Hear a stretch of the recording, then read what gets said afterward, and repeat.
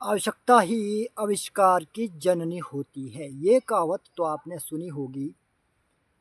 जब एप्पल बागवानी में समस्या आई, कैंकर की समस्या आई, रूट रॉट की जड़ सड़न की समस्या आई, बुल एप्पल एफिड की, तो ये तमाम समस्याओं का सामना जब किसान लोग कर रहे थे, तो यहाँ पर हमें ज़रूरत थी एक ऐसे रूट स्टॉक की जो इन सभी बीमारियों के प्रति प्रतिरोधक क्षमता अपने अंदर विकसित करा हुआ रूट स्टॉक हमें चाहिए था।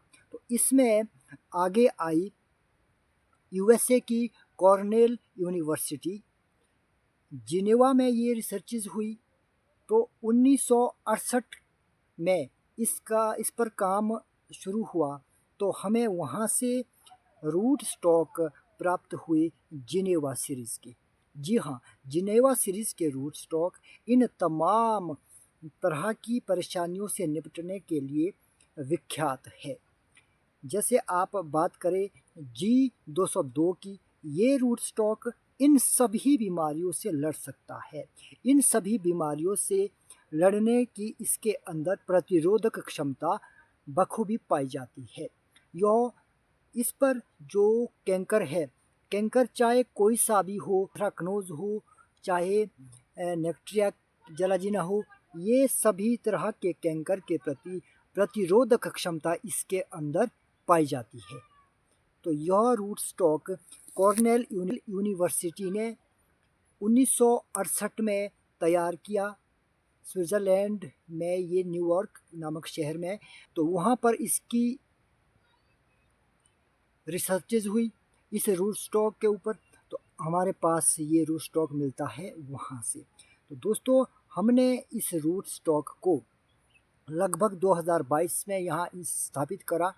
इसके साथ हमारे को 4 साल का अनुभव हो गया है। तो जो यो इन सभी मापदंडों पर खरा उतरता है। हमने इस पर ग्राफ्ट करा। ग्राफ्ट स्टॉक और सियोनवुड की जो कॉम्पेटेबिलिटी होती है, जहाँ से रूट स्टॉक के साथ ग्राफ्ट बंधती है, वो उस पर भी इसकी पकड़ सही से आ रही है और बिगर को लेकर के ये बेहतरीन है। और जो पत्तों की बीमारी है, ईयरबोर्न डिजीज़ है, उसके प्रति भी इसके अंदर काफ़ी रेजिस्टेंस पावर है और ड्रॉट को झेलने में भी ये काफ़ी विख्यात है। ये इस पर सूखे का असर भी जल्दी से नहीं होता है।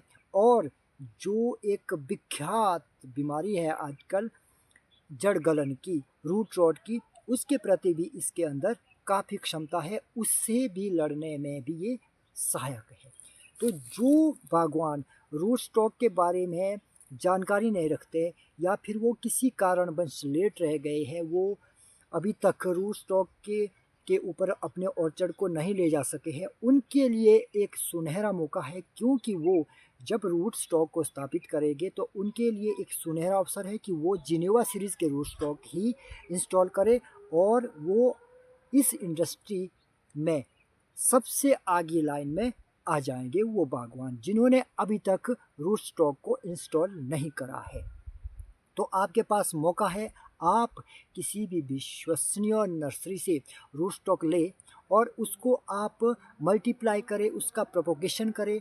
आप उसको स्टूल बेड टेक्निक द्वारा उसको आप मल्टीप्लाई कर सकते हैं। जैसे आप यहाँ देख पा रहे हैं, ये रूट स्टॉक हमने यहाँ पर 2022 में स्थापित करा, और तब से आज तक हम इससे रूट स्टॉक हर साल हार्वेस्ट कर रहे हैं।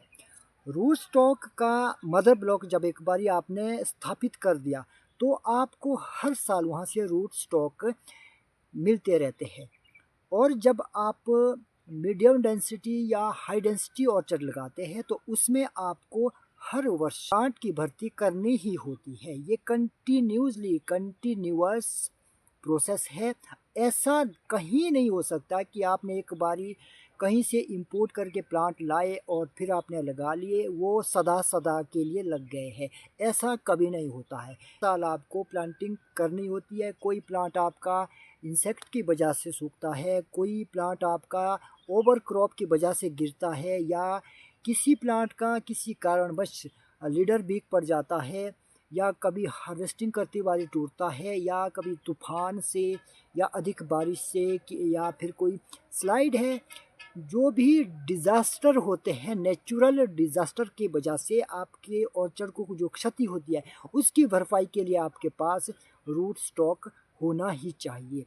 यदि आप जिनेवा का मदर ब्लॉक लगाएंगे, आप मान लीजिए आपने 150 प्लांट इसके लगा दिए, प्रोपोगेशन के लिए डाल दिए, तो आपके पास हर साल रूट स्टॉक निकल जाएंगे। आप अपने ऑर्चर्ड में इसकी भरपाई करते रहेंगे। यदि आपको हर साल प्लांट परचेज करने होंगे तो आपकी जेब पर ये प्रोसेस काफ़ी भारी पड़ेगा, जो कि झेलना आपके लिए असंभव सा हो जाएगा। तो हमारा सजेशन है कि आप किसी भी विश्वसनीय नर्सरी से जिनेवा के रूट स्टॉक लाइए। हमारे पास ये जो रूट स्टॉक है ये हमने चुना है जी सीरीज का जिनेवा 202 रूट स्टॉक। ये बहुत गजब का रूट स्टॉक है, क्योंकि हमने इसको जब लगाया था, इस पर जो दोस्तों इसके पत्ते हैं एकदम ब्रॉड लीफ है इसके, और जो पत्तों की थिकनेस है वो काफ़ी गजब की थिकनेस है। मोटे पत्ते होते हैं इसमें, और मोटे पत्ते होने के कारण यह फोटोसिंथेसिस ज़्यादा मात्रा में करता है। ज़्यादा कार्बोहाइड्रेट मीन्स इसके साथ जो जो चीज़ें जुड़ी होती है कार्बोहाइड्रेट को लेकर के, कार्बोहाइड्रेट से इसका तना मोटा होता है और इसका शूट बढ़ता है, इसकी रूट बढ़ती है, और ख़ास बात जो इसके साथ माइक्रोब्स कनेक्ट होते हैं नीचे रूट में, उनके लिए ज़्यादा मात्रा में जब कार्बोहाइड्रेट जाएगा तो वो अच्छे से वहाँ काम करेंगे, और आगे जा कर के जब इस पर वैरायटी लगेगी तब भी ये अपना सिम्टम वहाँ भी छोड़ेगा, और आपका ऑर्चर्ड अच्छे से चलने वाला है। हर किसी बीमारी से लड़ने में ये सक्षम है, क्योंकि ये लेटेस्ट टेक्निक है, ये लेटेस्ट रिसर्चेज है कॉर्नेल यूनिवर्सिटी की। ये अभी लेटेस्ट 1968 में ही ये इजाद हुआ है, और इस रूट स्टॉक के साथ सारी चीज़ें जो सारी प्रॉब्लम्स थी वो मद्देनज़र रखते हुए इस पर रिसर्चेज की गई है, और इस पर वो सारी कम से कम जो बीमारी आज हमारे नज़र में है, जैसे एक महत्वपूर्ण पॉइंट छूट गया, जो अग्निझुलसा है, जो फायर ब्लाइट नाम से जिसको जाना जाता है, जो बहुत डेंजरस वायरस है, उससे लड़ने में इसके प्रति रेजिस्टेंस पावर इस रूट स्टॉक के पास है।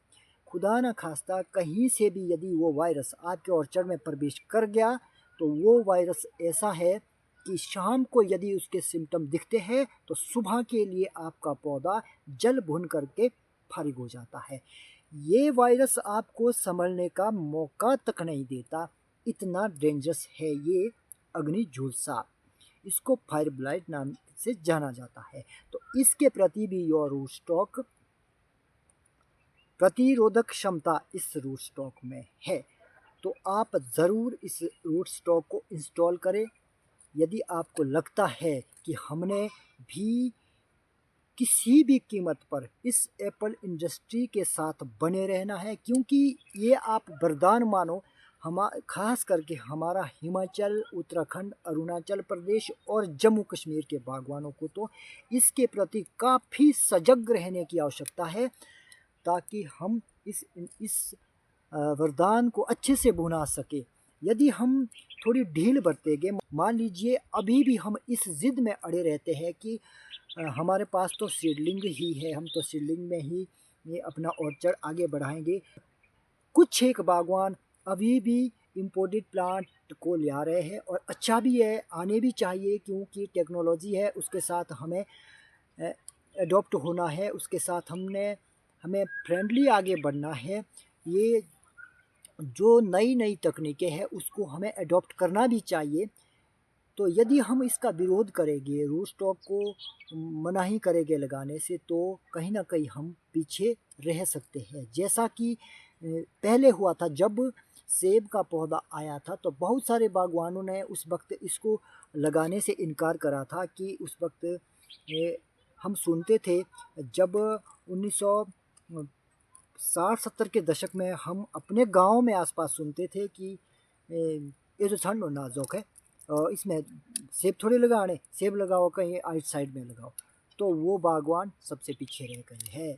और जिन्होंने खास जो अच्छी फर्टाइल सॉइल थी, अच्छे बड़े बड़े खेत थे, उसमें ऑर्चर्ड लगाए, वो बागवान आगे निकल गए हैं। वो आज एक अच्छी पोजीशन में आज खड़े हैं। उन्होंने उस वक्त विरोध करा था, वो अभी भी संघर्ष की लड़ाई लड़ ही रहे हैं। तो आप भी इस दौड़ में पीछे ना रह जाए। जिनेवा रूटस्टॉक को इंट्रोड्यूस कीजिए, अपने पास इसका मदर ब्लॉक बनाइए, तब जा कर के आप इस इंडस्ट्री में लीड कर सकते हैं और compete कर सकते हैं, किसी भी विदेशी सेब के साथ कंपटीशन कर सकते हैं। यदि हम सरकारों को दोष देते रहे कि सरकारें इम्पोर्टेड सेब को बैन करें, सरकारें तो बैन करेगी, जो यहाँ का कंज्यूमर है उसको तो सेब खाना ही है। हम उसके लिए प्रोवाइड नहीं कर सकते हैं अगर, तो इसका मतलब ये तो नहीं कि वो सेब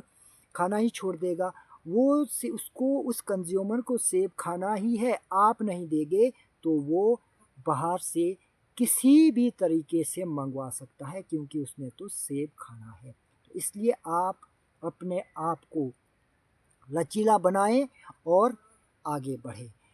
यदि आप रिजिड रहेंगे, आप सख्त रहेंगे, आप झुकेंगे नहीं, आप समझेंगे नहीं कि कौन सी चीज़ हमारे लिए अच्छी है, कौन सी चीज़ हमारे को घातक है, और जो नई लेटेस्ट इन्फॉर्मेशन है उसको आप एडॉप्ट नहीं करेंगे, रिजिड रहेंगे, आप झुकेंगे नहीं, तो आपका ये हाल होगा, आप टूट सकते हैं। तो इस वीडियो में इतना ही।